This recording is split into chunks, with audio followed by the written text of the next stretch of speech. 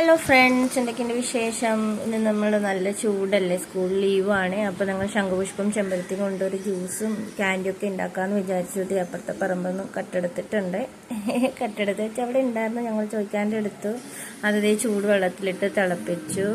രണ്ടും കൂടി അതിൻ്റെ നല്ലോണം കഴുകി വൃത്തിയാക്കി രണ്ടും സെപ്പറേറ്റ് പാത്രത്തിലിട്ട് വെള്ളം തിളപ്പിച്ചു. അതിൻ്റെ ഓരോ ഇതളുകളാക്കി ഇട്ടു.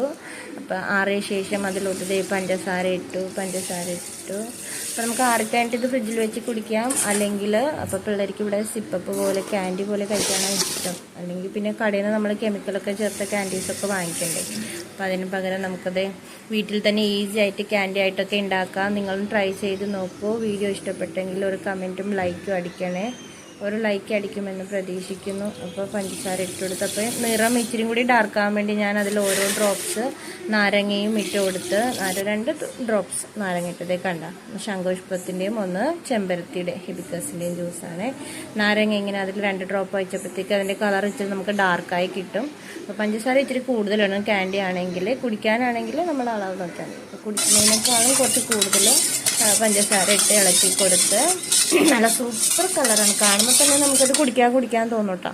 പിള്ളേർക്ക് ഇവിടെ ഭയങ്കര ഇഷ്ടമാണ്. ഞാനത് ക്യാൻഡിയുടെ നമ്മൾ ബേക്കേഴ്സിൻ്റെ കടയിൽ നിന്ന് ക്യാൻഡി ഉണ്ടാക്കുന്ന ആ സ്റ്റിക്ക് വാങ്ങിച്ചിട്ടുണ്ട്.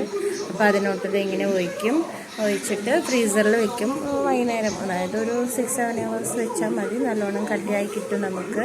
പക്ഷേ ഞാൻ കട്ടിയായി കഴിഞ്ഞ് ക്യാൻഡിയുടെ ഒരു ഫോട്ടോ ഒക്കെ എടുക്കാമെന്നൊക്കെ വിചാരിച്ചായിരുന്നു. പക്ഷേ ഞാൻ സ്കൂൾ വിട്ട് വരുമ്പോഴത്തേക്കും അത് തീർന്നു പോയി. ക്യാൻഡി അവിടെ ഉണ്ടായില്ല. Thank you.